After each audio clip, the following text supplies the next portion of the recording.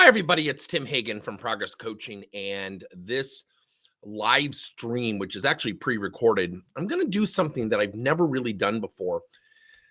I'm going to touch on a topic, and I think I'm going to admit some great fault and be vulnerable and admit some mistakes in my judgment of leaders coaching. Now, for 31 years, we've been teaching our Progress Coaching training system, teaching leaders how to coach their employees. 30 years ago, 20 years ago, even 10 years ago, that was considered pretty unique and pretty innovative. Now it's been, let's be candid, somewhat commoditized. So what we're going to do is talk about how to use influential coaching to drive team development. Now, let me address the team. A leader's team has completely changed, especially since the pandemic. So I want to just give you the makeup of a traditional team, if you will. When you have a team, you typically have 10 people. I'm going to start off with this statistic from the Gallup organization, and it varies, but roughly 7 out of 10 people are neutral or actively disengaged, meaning they're negative, okay? So let's look at the team. Ask yourself if this resonates with your team. You've got a high potential. You don't have any place to promote he or she.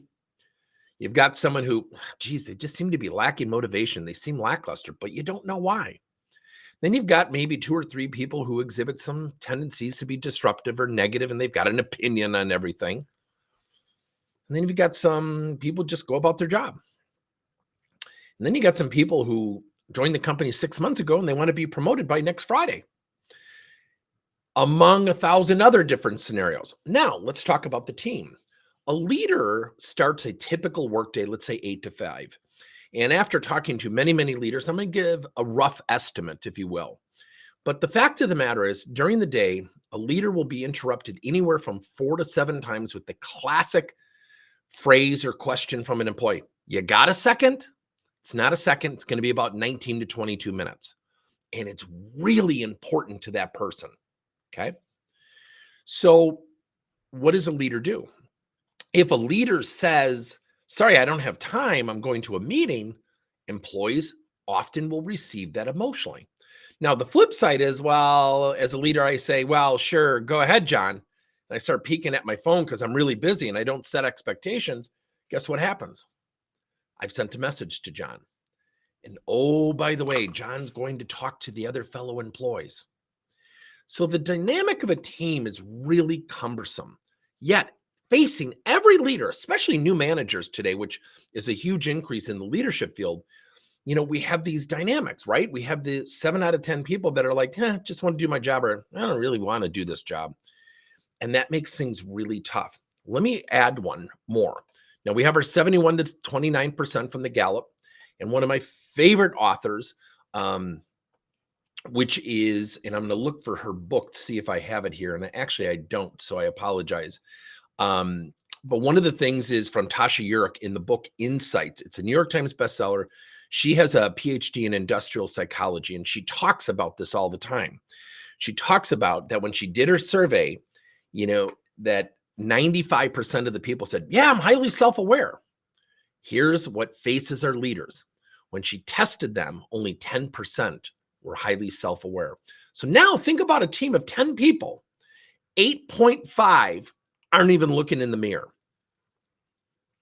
So what is a leader to do? He or she doesn't have a lot of time. They have their own initiatives, managing teams, developing talent, hiring talent. There's a lot of stuff going on. Now, what I have said for years, and here's where my vulnerability and fault, I think, come into play. And that is, here's where I've made a big mistake. I haven't always prescribed that the leader should be the only one coaching, yet I think it is her or his main responsibility. Now, what does a leader really want? What's that ideal team look like? The ideal team is typically a collection of individuals that connect, collaborate, work well together, communicate well together, are happy for one another when somebody gets promoted and they didn't, which is very rare, by the way. So what happens is the ideal team is about 7 out of 8 out of every 10, 70 to 80% of people who are learning, developing, collaborating, connecting. There's a lot of things going on within a team for the team and then for the individual. Let me give you a rough example. Now, I think we inherit this in the workplace. And I've actually started a second podcast, Coaching Youth Today for Tomorrow. And as many of you know, I've been coaching volleyball on and off for about 31 years, and I kind of officially retired from it. But, when I think about when parents come, we all know it happens, right? Parents come and they complain. Why isn't my kid playing? Often the kid will know, and we inherit this in the workplace. Think about this. Do you know that a leader, when they inherit people, they inherit about 8 to 10 years of people never being taught, never practicing, never developing a positive relationship with this thing called feedback. So when a parent comes to the coach and said, why isn't little Johnny or little Susie playing? The coach is in a very precarious position. And what happens is it comes at this statistic. Think about this fundamentally. Think about this. That when a parent comes and a coach says, well, he or she's just not quite good enough, the parent doesn't calmly say, I think you're right. They get emotional. They get upset. They get defensive. They want to fix it. Now let's take the flip side. Let's say the parent is successful and the coach bends and says, okay, he'll play more. Now the other parents are upset. The kid has lost credibility with his or her teammates because it becomes the rumor, right? Well, little Johnny, little Susie's playing because the parents went and complained. Guess what the coach just invited? More parent complaints. So the child has learned nothing about grit. If you haven't read the book by Angela Duckworth, Grit, read it. She talks all about change and challenge and, more importantly, the value of practice. But grit stands for guts, resilience, intensity, tenacity. Okay? So when you think about the ideal team, you want an ideal team that is learning, progressing, collaborating, connecting, communicating, and also handling this thing called conflict. So I'm going to give you a really rough example. I have taught this for years. We talk about 3 types of employees. You have players. That's about your 29%. Then you've got what they call fencers. They're kind of on the fence. They don't know if they want to be a player. Or the third type is something called bleacher people. They sit in the bleachers and they just complain about the players. They complain about the leader. You know what amazes me is how often employees feel comfortable complaining about his or her leader when it's not in their job description. Yet they're the first ones to say, well, that's not my job.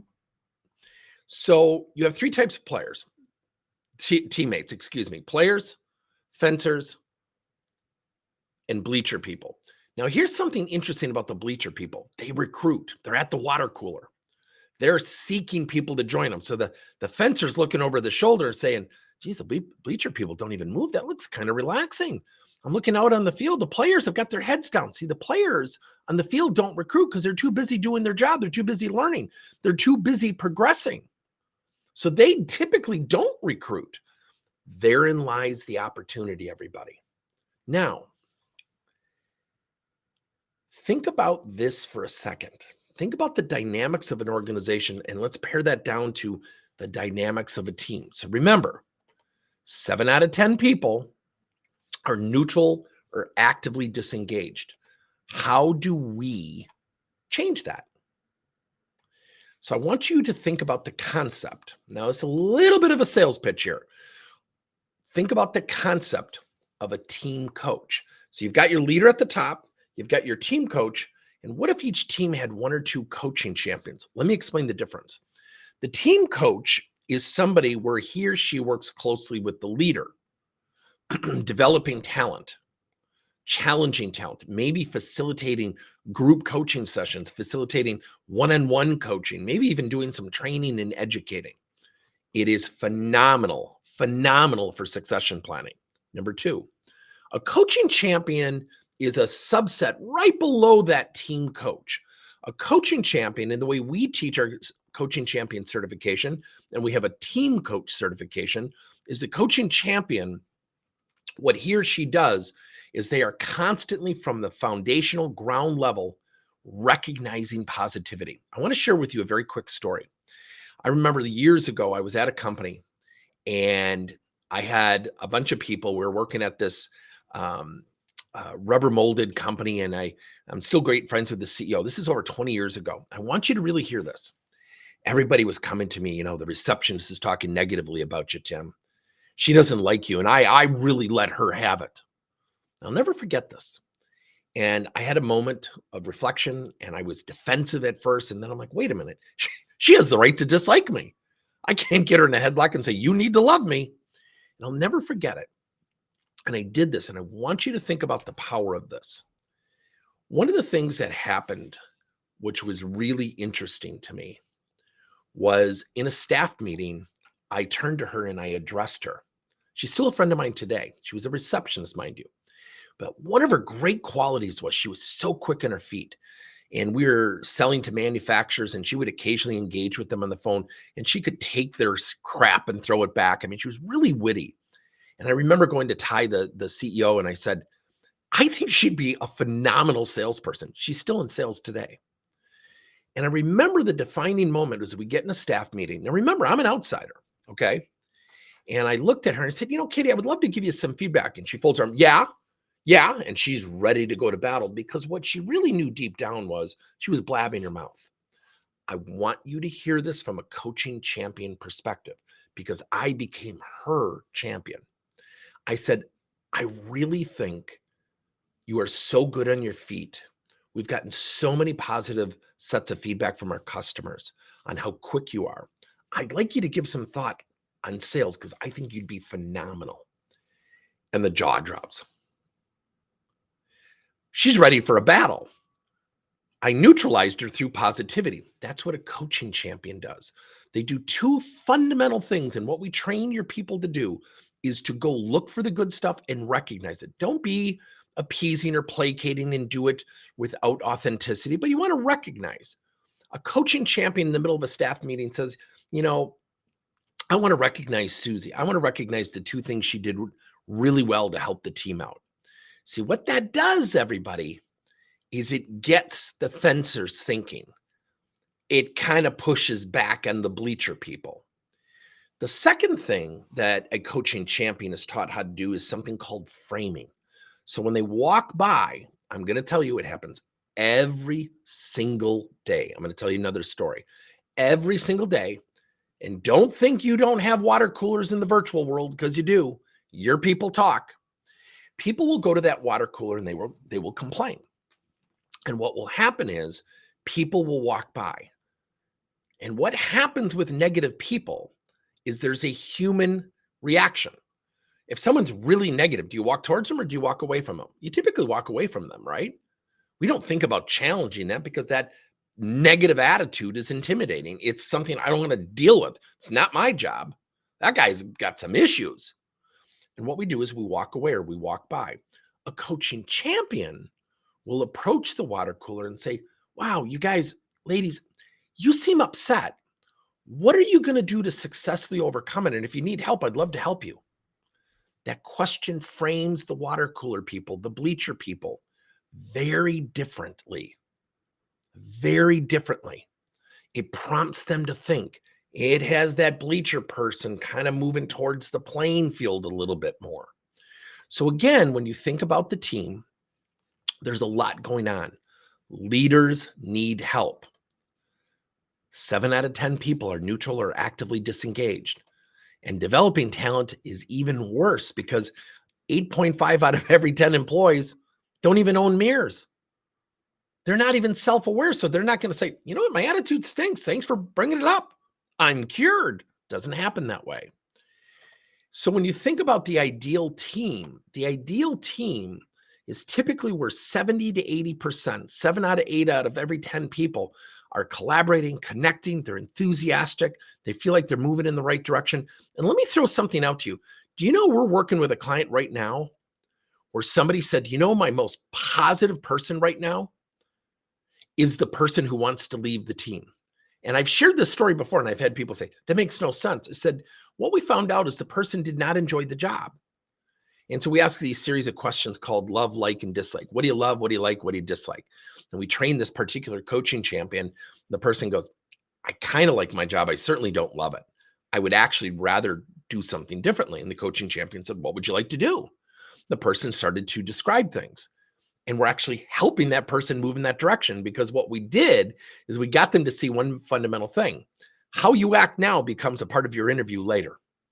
And that person has been fantastic. They're doing a great job with the job they actually don't love. So what the ideal team is a team that connects, collaborates, communicates, handles conflict thoughtfully, professionally. They listen to one another. And how can you get there? Number one, have a team coach. So you've got a leader, train your people on how to coach the team. Have a partner in coaching. Now, for 31 years, we've been teaching peer-to-peer coaching. This is different. It's an element of peer-to-peer coaching, but this is more of an established title, an established function, if you will. And what you're also doing as an organization, if every leader, so if you're at a company of 100 people, let's say there's 10 leaders, but each leader has their own team coach, what happens? We've strengthened the team. We've strengthened the organization. We've had maybe top talent, because typically the team coach will be some of the top talent people. We've had them stay at the company a little bit longer. It's a retention strategy. Number two, train then people below the team coach to become coaching champions, looking for positivity and challenging those who are struggling with positivity in a very safe and thoughtful way. Let me give you my last context. I want to share one thing with you. If that intrigues you, let me just share this with you. This is a QR code for our Team to You program, which really encompasses, developing a team coach, developing coaching champions. And we actually also coach directly the leader as well as each of the individuals on the team to start the process. So take a scan of that, fill it out, and we'd be happy to get you some information on that. So the thing that I would share with all of you is, it's going to seem like an off the beaten path example. Give me some latitude. For 31 years, I've coached volleyball. And recently I started almost 10 years ago now, a high school volleyball program. And everyone goes, oh, but that's not the workplace. But the dynamics are very similar. Do we honestly think high school boys, moron high school boys, 14, 18 are thinking, heck, I'm not playing. I'm happy for the guys in the court. And all the parents are wonderful. No, it's not true. So what we had to do is every captain on our team had to go through leadership training. They read the book, My Iceberg is Melting. Every captain at all three levels, freshman, JV, and varsity, had to lead one timeout. And so you build leadership from within. And the sport grew. In the first 10 years, we've won the conference title 6 of 10 years. The other schools have been around 67 years. See, talent development isn't always about having the best talent. Talent development is about building a fiber and a cohesiveness within the team dynamic. It's a game changer, everybody. It's an absolute game changer. Because if you think about the dynamics of your team, and you think about that ideal team, and you think about a structure, and what if this 71% were positive employees? How would your leaders feel? What would that do for your organization? So every team should have a team coach, someone who works hand in hand with the leader, and then coaching champions who push up into the team coach, into the leader of the team, promoting positivity, recognizing positivity, celebrating positivity, which neutralizes negativity, yet also uses techniques to challenge those who are struggling with positivity. So again, if that intrigues you, I would really encourage you to think about just filling out this QR code and just getting some more information. And this is about our our Team to You program. And Team to You is where we bring you your ideal team. If you have any questions with that, let us know. So let me just do a very quick summation. The team today for your leaders, it's tough. There's no getting around it. The numbers are stacked against them right away. And I would even say, especially for new managers. Number 3, developing talent can't just go through the leader. It's too much. Number 4, the ideal team is possible, but it has to be built from a infrastructure within the team dynamics that grows and develops leadership from the inside out, not from the outside in.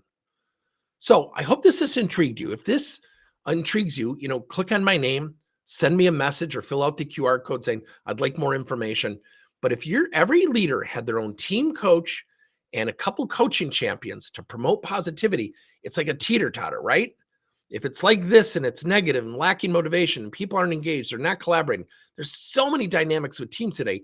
We put the numbers in his or her favor, and that's what will drive the team, and that's what will drive the organization from the inside out. I hope this has helped. Let me know your thoughts. Put your comments in. I would love to hear from you. And if you have any questions, I'll stay on a few more minutes. I'll check the chat log. So let me know your impressions. I hope this helped.